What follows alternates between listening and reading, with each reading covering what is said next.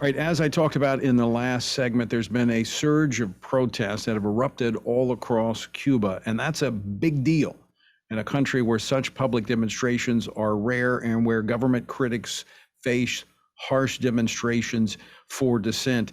Now, there have been reports that I have received from multiple sources about religious leaders being targeted, arrested, beaten, and the reports are not unsubstantiated. Joining me now to talk about what is going on inside Cuba is Jatniel Peréz, director of the William Carey Biblical Seminary in Velasco, Cuba, and he is the president of Growing Bible Center.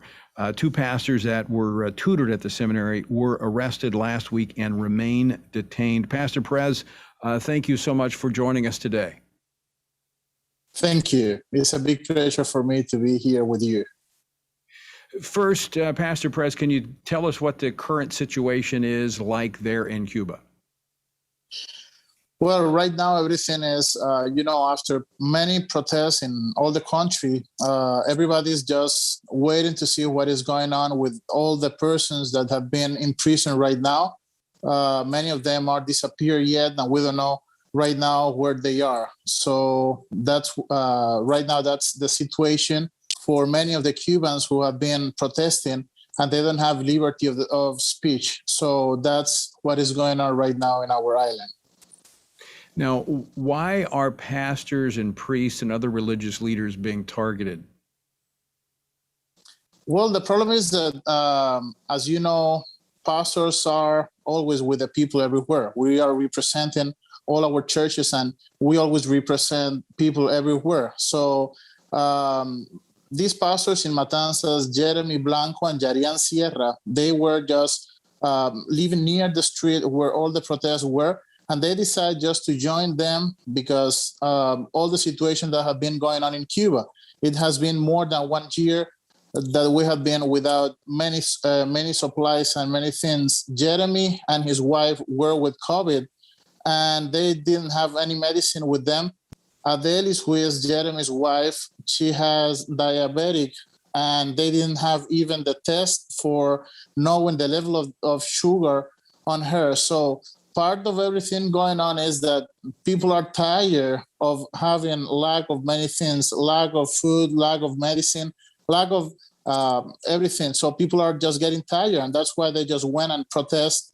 And, they just were there because they are regular citizens and like many others who just walk on the street and have needs. So, Pastor Peréz, what is the situation currently with those two pastors that were trained there at your seminary? Do you know their whereabouts and their condition? Well, we don't know specific where they are.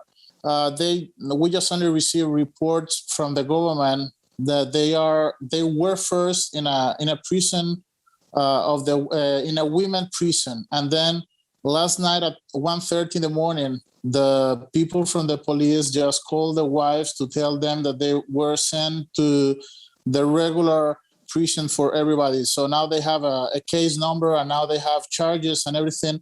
But it was not able for anybody, even for the wives, to see them at any place. So now we're trying to work with lawyers and everybody to see if they can see them. So for the moment, we don't know where they are. For the moment, we don't know what is their status or anything. We just know that they have a number of case and they have charges, just only that.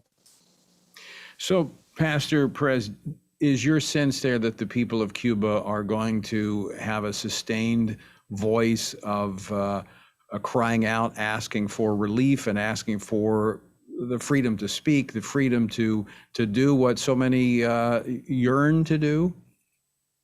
Yes, I know that many people are going to continue with this because the people of Cuba are suffering a lot, and we have a lot of needs, and our purpose is just to have something in Cuba that we can work and we can get whatever our needs can be. And the problem is that we cannot work, we cannot do anything, and with the salaries that they are paying to the Cuban people do not last more than 8 or 10 days. So it's a really complicated situation where the Cuban people, they just want freedom. They just want to have everything possible for them to live and for them to receive everything that they need. So that's why I know and that they are going to continue with that. So, Pastor Perez, you're speaking to Christians all across America. What would you say to them? What can your brothers and sisters here in the United States be doing to be helpful? Well, number one, pray for us. Pray for the people in Cuba. Pray for the pastors in Cuba, because everybody has fear of what the government can do to them. So the government is closing churches. The government is taking away house churches. The government is restricting right now the salaries of the pastors. So pastors just quit of being pastors and just only go to do something else. Pastors in Cuba, they cannot be pastors and work in something else. So I want you to be praying for the pastors. That's the first target that the government has. And the second is pray for love among the people, and try the people to get defending one to the others. So that's like the biggest need that we have right now. And for us to get to preach the gospel all over Cuba, that can change lives too. So those are the first things that I would like to ask for prayers. You know, that reminds me of the Apostle Paul in Ephesians, when he asked that prayers be made for him that he would speak boldly the gospel as he ought to speak. And we will certainly be doing that, Pastor Perez. Thank you so much for your courage, your boldness, and thank you for joining us today on Washington Watch. Thank you. It is my privilege.